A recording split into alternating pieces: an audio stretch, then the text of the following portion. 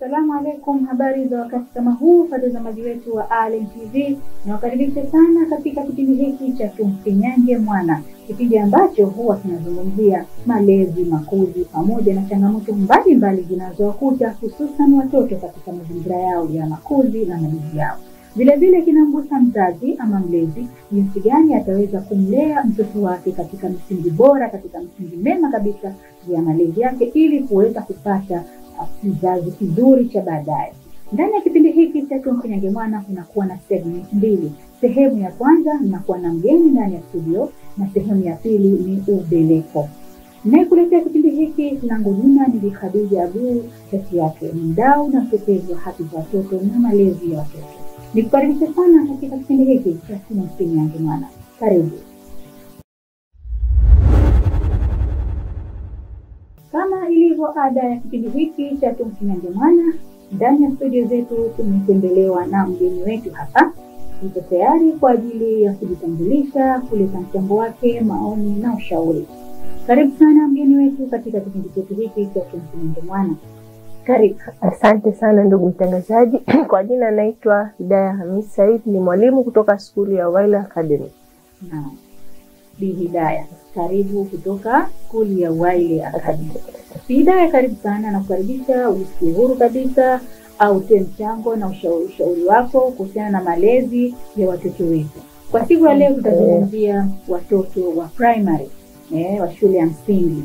Hebu tueleze mtoto wa darasa la kwanza, kwa sababu primary ni darasa la kwanza, la pili, la tatu, la nne, la tano mpaka la sita. Hapa ndio tutaweza kuzungumza kwa siku ya leo. Tuanze na mtoto wa darasa la kwanza. Mtoto wa darasa la kwanza anatakiwa wewe kama mwalimu ahakikisha amejifunza nini na vitu gani ambavyo vya msingi zaidi kwake yeye. Asante sana ndugu mtangazaji. Kwa mtoto wa darasa la kwanza ambaye anajifunza shuleni, anatakiwa ajifunze kuandika, heshima, nidhamu na kusoma. Nikiwa kama mwalimu ni jukumu langu kumsimamia mwanafunzi ili aweze kusoma, kujua pamoja na kuandika anachokisoma. Sasa kwa hiyo darasa la kwanza ajue kusoma kwa vizuri, kwa makini, yani ili aweze kwenda darasa la pili awe tayari ameshajua kusoma na kuandika. Tunazungumzia watoto wa primary, la kwanza, la pili na kuendelea mpaka la sita. Mtoto wa darasa la 4 anategemea kufanya mtihani ya taifa. Ni watoto wadogo sana, miaka 10, 11. Nadhani maandalizi yao yakoje wewe kama mwalimu? Ni kweli watoto wetu wa darasa la 4 wanaofanya mitihani kwa sasa wengi wao wanakuwa ni wadogo kwa sababu umri wao ni mdogo. Lakini kila kitu na utaratibu wake. Kwa vile tumeingia katika mfumo wa darasa la 4 kuweza kufanya mitihani, hivyo basi inawalazimu wafanye. Mtoto kama mwanafunzi wa darasa la 4 anatakiwa ajifunze, ajue kwanza kama yeye ni mtahiniwa, na pia aandaliwe katika utaratibu maalum kumjenga ili aweze kujua mimi unapofikia muda natakiwa nifanye mitihani. Kwa hiyo yule mtoto atakuwa anajiandaa kwa kufanya revision, mitihani. Pengine kila skuli na utaratibu wake ilivyojipanga. Kuna utaratibu ambao ni mzuri tu kwa wanafunzi ili kumwandaa kufanyia either tunasema weekly test au monthly test. Ile inaweza kumsaidia mwanafunzi ambaye anafanya mtihani kwa darasa la 4 kujua kuwa mimi natarajiwa nifanye mtihani, hivyo basi natakiwa niwe na revision na mazoezi ili aweze kujiandaa na kuzoea kujua kuwa yeye ni mtahiniwa na aweze kufanya mtihani yake kwa uzuri kabisa. Vipi kwa upande wa wazazi? Ushirikiano yao na washauri nini nadhani, kama kwa sababu wao kwa nini walimu mnawapa hizo homework test, weekly test, mitihani ya hapa na pale? Kwa wazazi nadhani wao wanakuwa wanashiriki vipi katika kusaidia angalau na wao watoto wao waweze kuperform vizuri kukabiliana na mitihani ya taifa darasa la 4? Kwa wazazi nahisi mimi upande wangu wazazi wawe na mchango mkubwa na wao kushirikiana, kwa sababu mtoto ili aweze kufanya vizuri ni mashirikiano baina ya kwao na walimu. Mzazi kama mzazi awe na hamasa kwa mwanawe, aweze kumpangia muda, asimpe uhuru wa kucheza, kwa sababu darasa la 4 kama tunavyojua bado watoto akili yao wameelekeza kwenye kucheza. Au anamcontrol, anamuita, anamweka nataka ufanye revision, nataka amwandae, kwa sababu skuli kama shule itakuwa inamwandaa vizuri, lakini na mzazi kama mzazi anahitajika kumwandaa mtoto. Darasa la 6 tuzungumzie shule ya msingi.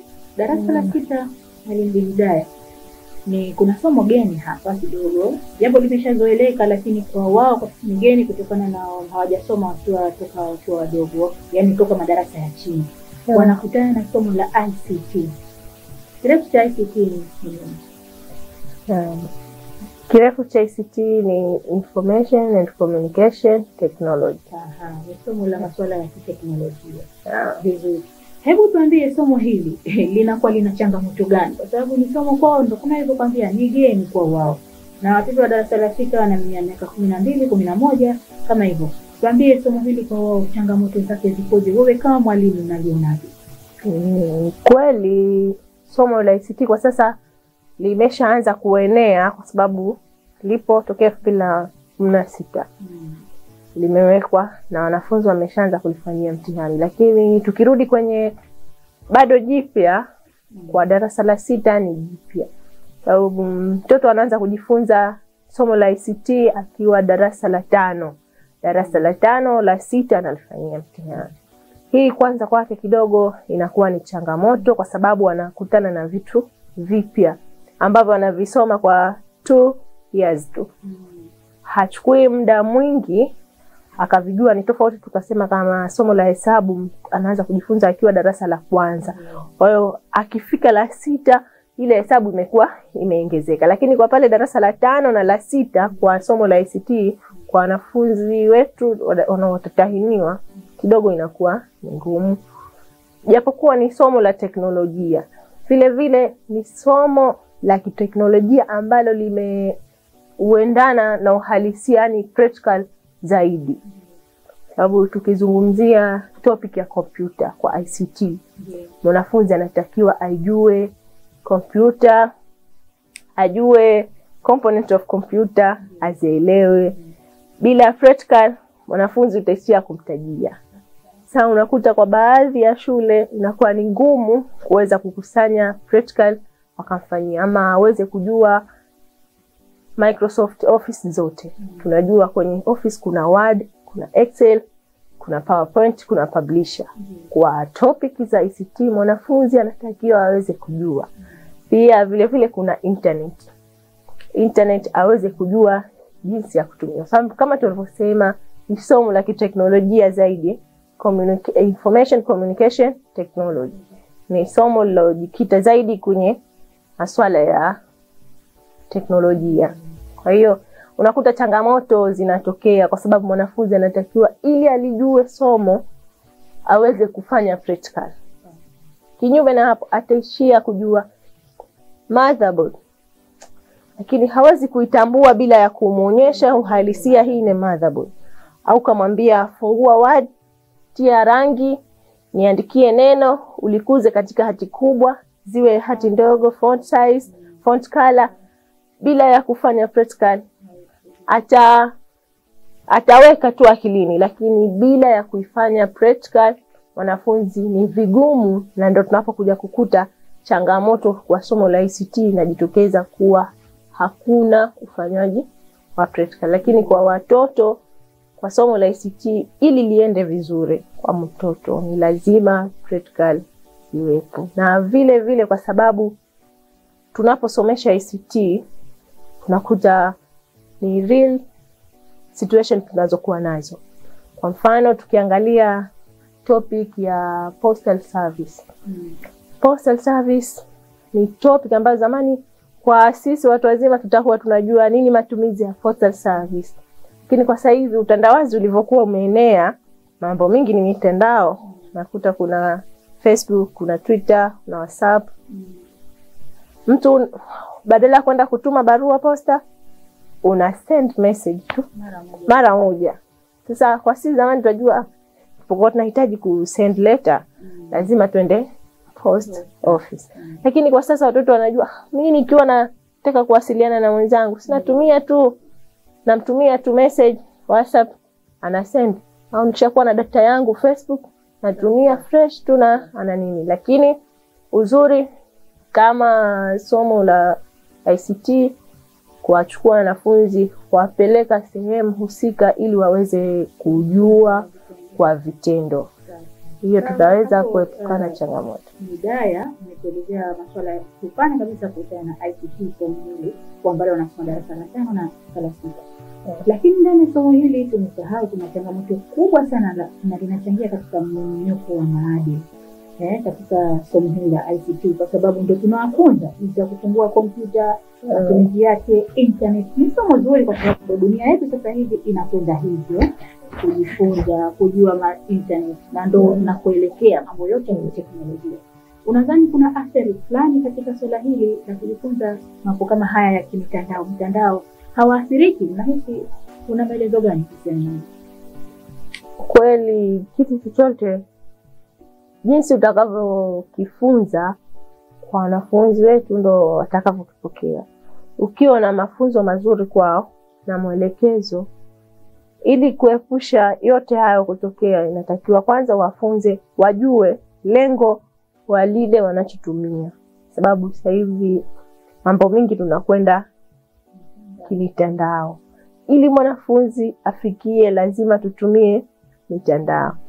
Utakavyolielezea somo lako kwa kumwainisha kipi athari na kipi faida yake, kwa sababu tunajua kila jambo lina faida na hasara yake. Kwa hiyo mimi nahisi umuelezee vizuri mwanafunzi jinsi anavyotakiwa aweze kutumia ile internet na si kwa mambo mengine yake binafsi. Kwa sababu tunapata kusearch maswali yetu kwa kutumia internet, tunaingia Google, tunapata kutafuta vitu mbalimbali.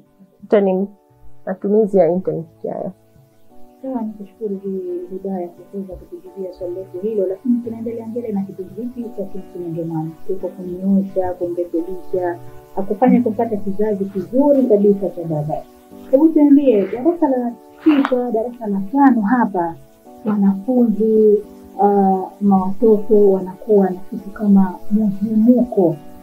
Yani tayari wameshakuwa balehe, yani kwa kusema balehe sasa. Darasani utakuta makelele sana, hata madarasani kwa dogo zaidi linazidi kwa upande wao. Darasa la 6 hivi tunalizungumza. Tunasema mhemuko kwa kike na kiume au balehe, zile wanakuwa tayari wameshachangamka. Wewe kama mwalimu unakabiliana nao vipi ili kuhakikisha kwamba hakuna athari yoyote kutokana na mabadiliko yao pia na umri wao? Kutokana na mabadiliko ya wanafunzi kuwa mihemko, sababu ni kipindi ambacho hakiepukiki. Lazima stage, kama mtoto anavyotakiwa kukua stage kwa stage, na ile ni kipindi ambacho lazima apitie. Ila unakuta baadhi wanakuwa hawako mihemko, mimi nasema kutokana na kujielewa kwao. Kuta mwanafunzi uko bize na masomo, lakini jobo la wanafunzi wengi anakuwa na mihemko. Kama mwalimu, wanafunzi kama hao natakiwa nikae nao vizuri na niwaeleze hali halisi ilivyo.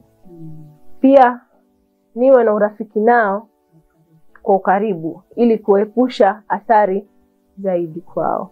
Kwa hiyo mnahakikisha kwamba watoto wale mnawapa nasaha mara kwa mara kuhusiana na mambo kama hayo ya hata kuwafuatilia nyendo zao, kwa sababu tunajua mwalimu ni mlezi pia.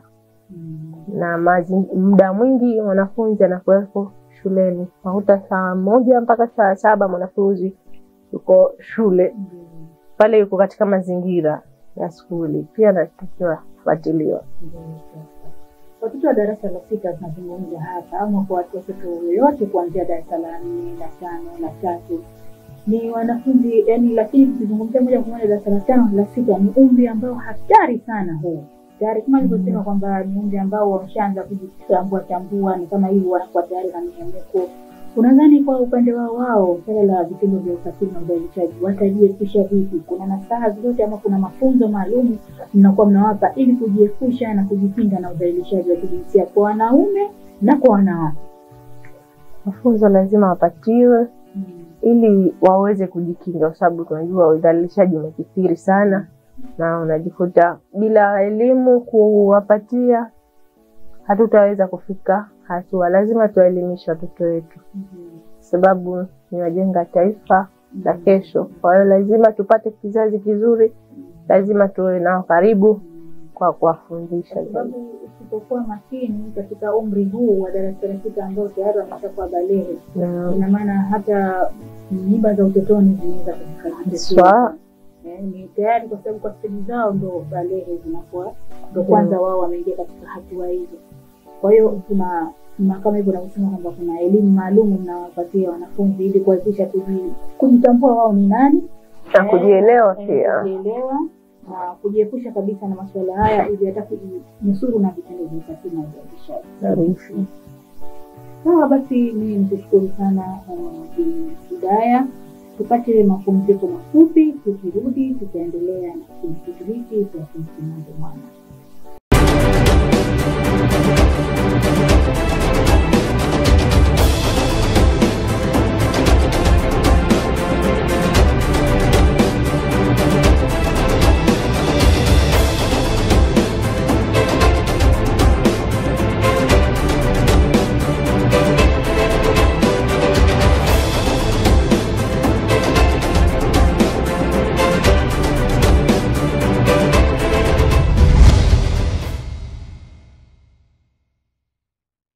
Island TV kwa kushirikiana na Haiba Women Foundation inazikutanisha madrasa na vikundi vyote vya kaswida visiwani Zanzibar katika fainali za mashindano ya kikundi na kaswida bora katika kuiunga mkono serikali ya mapinduzi ya Zanzibar iliyo chini ya Umoja wa Kitaifa kupambana na udhalilishaji wa kijinsia. Usikose kufuatilia matangazo haya kupitia Island TV, radio mbalimbali pamoja na mitandao ya kijamii ili usipitwe na ratiba ya fainali hizi za kipekee. Tumehusiwa kushindana, lakini sio kushindana tu, bali tushindane katika mambo ya kheri. Tupinge udhalilishaji visiwani Zanzibar, kwani Zanzibar bila ya udhalilishaji inawezekana. Sema mabadiliko yanaanza na mimi.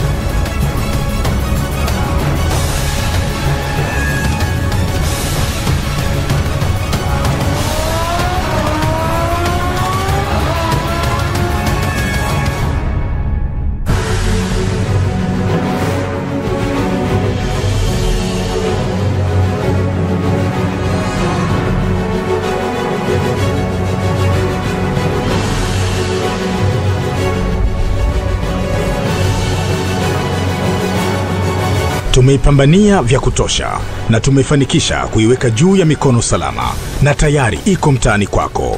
Kaa tayari. Hii ni Island TV. Jione tofauti. Tunaangalia Island TV.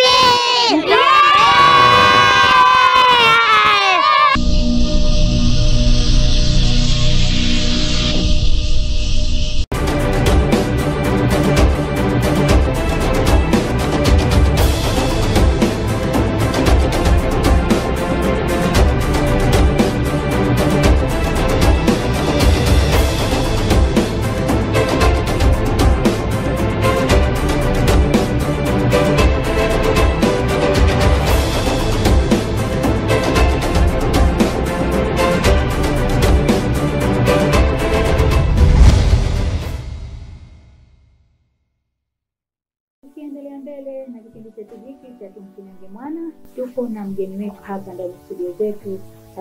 Hidayah ni mwalimu kutoka Kuria Wile Academy. Anaendelea na kutupa maoni yake, ushauri na mchango namna gani tutaweza kuwalea watoto wetu katika mazingira mazuri na mapenzi mema kabisa. Sasa tukiendelea mbele Hidayah na kipindi chetu hiki cha Tumsimange Mwana, watoto kwa darasa la 6 ni wanafunzi wanategemea kufanya mtihani kujiandaa na form 1. Hapa wako very busy na masomo. kusoma tuition kambi, saa nyingine kama hivyo. Wanapata muda kweli kuna hata nazi kule nyumbani, haya kafue nguo, kafagie chumba chako. Manake kuna wengine tena yeye ni kusoma mkoba, ni yeye ni kusoma. Sawa, mnahimiza hivyo walimu shuleni, lakini mnawakumbusha kwamba kuna kazi nyumbani kule wanatakiwa shiriki, wanatakiwa wafanye kazi, wafue, wafagie. Hata mtoto saa nyingine hata kitunguu maji au kitunguu kaleta kitunguu maji, mtoto wa 6 atakuwa hajui kitunguu maji hichi au hichi, anakuwa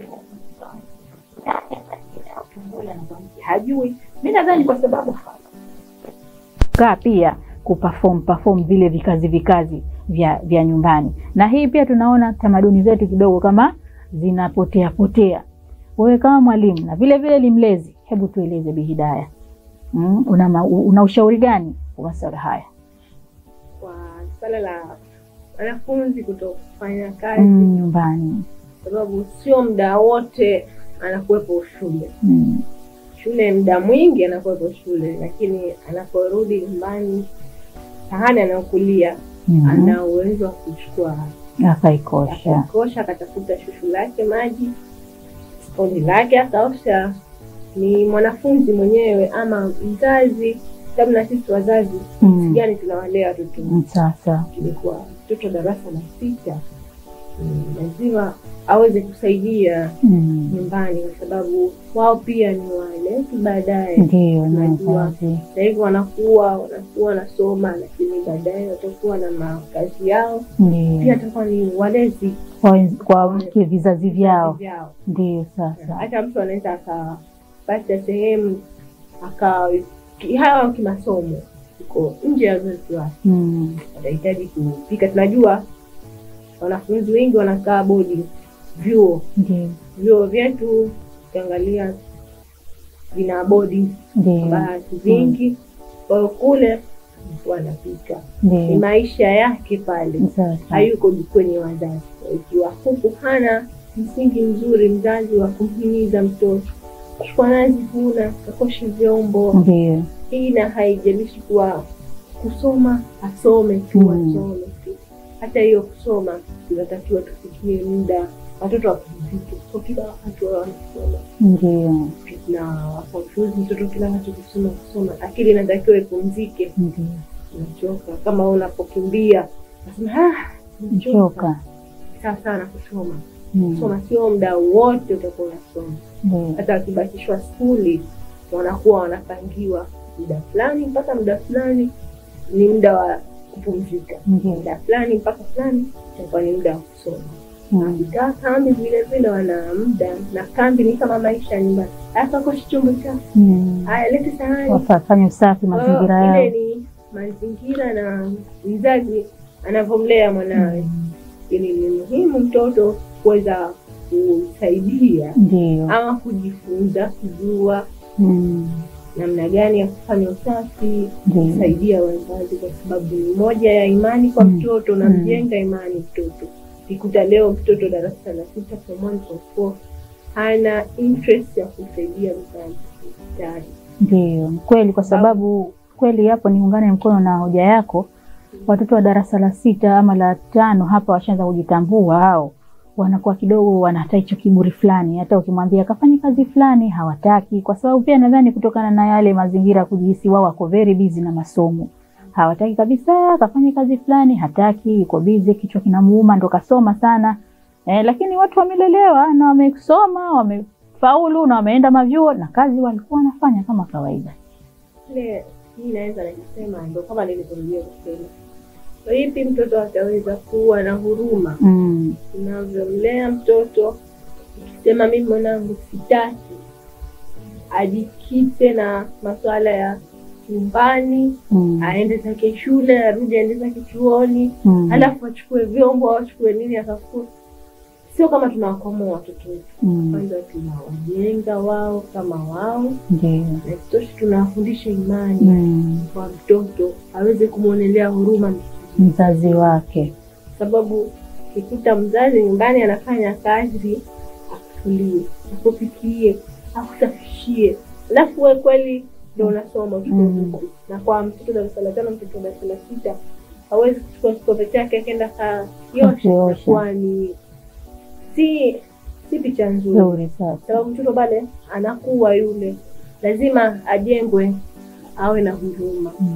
Na mtoto haishi mazingira mamoja. Natoka sehemu moja na kwenda sehemu nyingine. Lazima aweze kujua mazingira yake na uhalisia wake. Kifikiri kama kusoma ina keep busy kuto kufanya usafi, kwa sababu tunajua kuna mila na dini tofauti.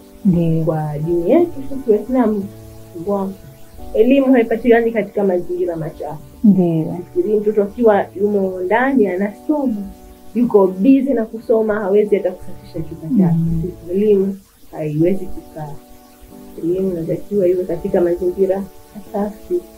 Na ndio pale tunapokuta lazima asubuhi kusafishwe, ndipo masomo yaendelee.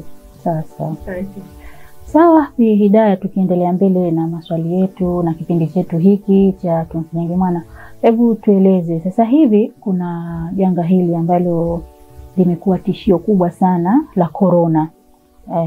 COVID hiyo imesumbua sana dunia na bado inaendelea, lakini at least masharti kidogo yanazingatiwa, tunapata afadhali kidogo kwa uwezo wa Mungu. Tueleze mashuleni, nyinyi kama walimu shuleni mnakuwa mnatumia njia gani ama mnatumia mbinu gani kuhakikisha kwamba na wao wanajifunza wawe tahadhari na gonjwa hili la COVID? Gonjwa hatari na kuelimisha tu hapo awali nyuma kuja kwa kasi tu. Ndio. Sasa hatusemi kama hali zipo. Ndio. Na ndio maana vita vinaendelea kupiga, matangazo yanazidi kuendelea kuhamasisha, kuelimisha jamii, kuelimisha viongozi wanazidi kuhamasisha. Hata sasa hivi zimeletwa chanjo pia. Ndio. Ni hiari ya mtu, lakini pia mwenyewe muhimu. Na kwa upande wa wanafunzi bado tunaendelea nao kwa kunawa, kujikinga anapokwenda chafya, kusanyiko ile lazima epuke hata nje ya mazingira yao shule. Sawa kabisa. Haya, Bi Hidayah, una ushauri gani ama una wito gani kwa wazazi na walezi wa watoto hawa, kuanzia la kwanza mpaka hapa la 6, watoto hawa katika makuzi yao na malezi yao? Unagusa darasa gani au una maelezeo gani kuhusiana na watoto hawa ambao wapo katika kukua? Tukiendeleza jibu letu la ulezi, ushauri kwa wazazi ni kuendelea kwa usia watoto kwa wale katika malezi bora, kwa kuwa nasihi, kuwa nao karibu, kuwashauri mabaya na kuacha mambo ambayo hayafai. Ukipita wanaelekea katika mwelekeo uliokuwa sahihi ili kujenga kizazi kilicho bora kabisa. Haya, una wito gani na ushauri gani kwa walimu wenzako, walimu kama wewe, kwa sababu wao ni walezi vile vile mashuleni? Una wito gani kuhusiana na upendo na ukaribu kwa wao? Unawaambia nini walimu wenzako wa mashule yote? Ushauri wangu kwa ndugu walimu, kama tunavyojua mwalimu kioo, mwalimu mtetezi wa jamii. Tuwe nao karibu. Wanafunzi ni walezi, ni watoto wetu. Ni jukumu letu kuwalea katika mazingira mazuri, tuwape upendo, tuwajali na tuwajenge umoja, na tuwape moyo sana katika masuala yao ya kusoma. Kwa mwanafunzi, tunajua wanafunzi wako aina tofauti, kuna anaelewa, kuna mwache mzuri, uko chini ya chai. Wote tuwachukulie kuwa ni wanafunzi na tuende nao sambamba. Hakuna anazaliwa na kujua. Wote tunatafuta. Hivyo tusivunjike moyo wala tukakata tamaa. Huyo afahamu kila siku ni taratibu, ndio mwendo tuwaweka, tukienda nao vizuri, basi siku moja tu anao uwezo wa kufika katika hatua akakumbuka elimu fulani alikuwa na mimi sambamba na alijitahidi kwangu hadi leo hii siwezi kusahau. Ushauri wangu, tuwathamini watoto na tuwajali. Sawa, Bi Hidayah anasema kwamba kuwathamini, kuwajali, kuweka ukaribu na upendo ndo nguzo ama ndo ngao ya mwalimu aliye bora kabisa. Usiwabague kwa wale ambao hawana uelewa au wale wazito, tusiwatenge. Wote ni watoto na wametoka kwao, wameletwa shuleni kwa ajili ya kujifunza. Basi mimi Bi Hidayah, mwalimu kutoka Waili Academy, mimi nikushukuru sana kwa kutoa mchango wako, maelezo yako mazuri yaliyo na kina kabisa. Bi Hidayah, mimi naweza kusema asante sana kwa kushiriki katika kipindi hiki cha Tumfinyange Mwana. Asante sana. Na wapenzi watazamaji wetu wa kipindi hiki cha Tumfinyange Mwana, na natumai mmeweza kupata mchango, maoni na ushauri kutoka kwa mwalimu Bi Hidayah hapa. Basi tupate mapumziko mafupi, tukirudi tutaendelea na kipindi chetu hiki cha Tumfinyange Mwana. Twende katika sehemu ya pili ya ubeleko.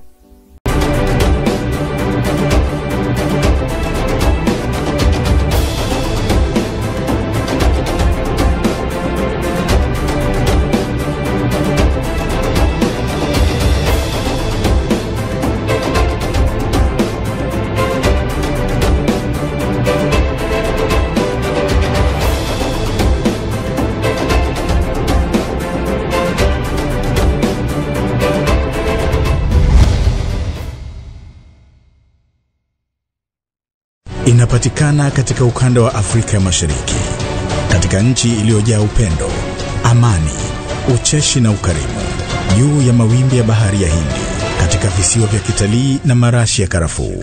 Hii ni Island TV, jione tofauti.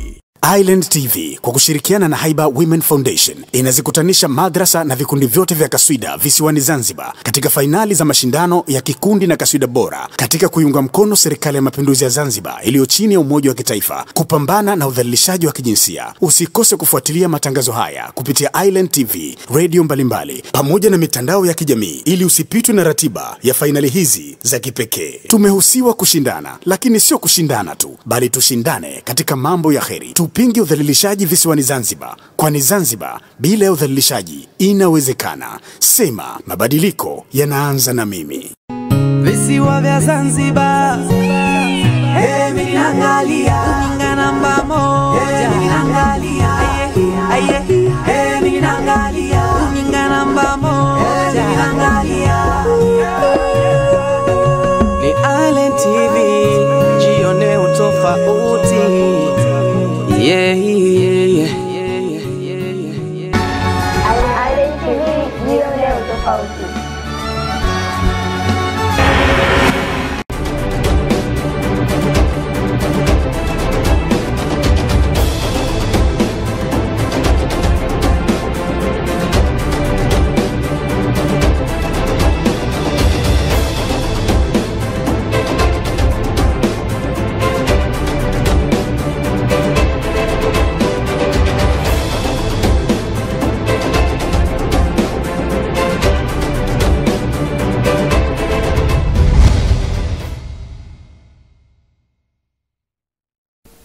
Karibuni tena watazamaji wetu wa Island TV, tukimalizia katika sehemu yetu hii ya mwisho kabisa ya ubeleko. Katika sehemu hii ya ubeleko huwa tunazungumzia tahadhari, usalama na ushauri nasaha kuhusiana na malezi ya watoto wetu. Kwa siku ya leo ubeleko wetu umeenda kuzungumzia usalama na tahadhari kwenye mabeseni ya maji ama ndoo za maji kwa wazazi na walezi wale wanaolea katika mazingira hayo. Saa nyingine utakuta mtoto anayetambaa ama mtoto anayetembea mdogo wa mwaka mmoja, miaka miwili, ni watoto ambao wanahitaji ukaribu sana, ni watoto ambao wanahitaji usalama zaidi. Watoto wote wanahitaji usalama, lakini kwa hawa waliokuwa wako chini ya miaka miwili ama mwaka mmoja wanahitaji usalama wa ukaribu sana. Utakuta baadhi ya nyumba kunakuwa na madoo ya maji, kunakuwa na mabeseni ya maji. Hii ni hatari kwao kwa sababu watoto wanapenda kuchezea vitu tofauti. Watoto wanapenda sana maji. Wanafika pale wanachezea na saa nyingine inatokea athari kubwa sana. Wanapokaribia katika doo lile wanaona maji yale, wanaingiza kichwa chao, na saa nyingine inaweza kupelekea habari mbaya kabisa ya mtoto kupata athari ya kufa, mtoto kuathirika, ameingia mule na linatokea janga kama hilo. Inakuwa hatari sana kwa watoto wadogo kama hawa. Hivyo basi wewe kama mzazi, kama mlezi, upo katika mazingira kama haya, katika majumba yetu haya, maji yamehifadhiwa katika sehemu kama hizo, basi tuwe makini mno. Watoto wana hatua mbalimbali katika michezo yao. tuwe makini sana sisi wazazi ama walezi kuhakikisha kwamba mtoto yupo katika mazingira gani, mtoto yupo katika mazingira yaliyo salama kabisa, kwa sababu usipozingatia hivi mtoto anaweza kuathirika katika kila namna. Basi kwa siku ya leo ubeleko wetu umeweza kuzungumzia ni namna gani ama usalama na tahadhari juu ya maji ama mabeseni ya maji ama ndoo za maji kwa watoto wadogo wanaotambaa na wale wanaojifunza kutembea. Basi na huu ndio mwisho wa kipindi hiki cha Tumfanyange Mwana kwa siku ya leo. Nikushukuru sana wewe mpenzi mtazamaji kwa kuweza kutenga muda wako kuangalia kipindi hiki toka mwanzo wa kipindi mpaka mwisho wa kipindi, na natumai kabisa umeweza kuelimika, kufahamu masuala kadha kuhusiana na malezi ya nasar. Watoto wa nasar wa primary wanalelewa vipi, wanakuwa vipi, na masuala yao mazima kuhusiana na watoto wa msingi, shule za msingi. Na vile vile ni kwambie tu uendelee kuangalia kipindi hiki kila siku ya Jumatano saa 3 kamili usiku, na marudio siku ya Jumapili saa 8 mchana hapa hapa Allen TV. Tumfanyange Mwana kwa elimu ya malezi iliyo bora kabisa. Basi mimi sina la ziada, naomba tu niondoke katika studio hizi. Sina la ziada, niseme tu ulikuwa nami mtayarishaji wa kipindi hiki Khadija Abu Chachi yake, ni mlezi, mdau na mtetezi wa haki za watoto na malezi ya watoto. Mpaka siku nyingine tena, sina la zaidi, takusema asanteni na kwaherini.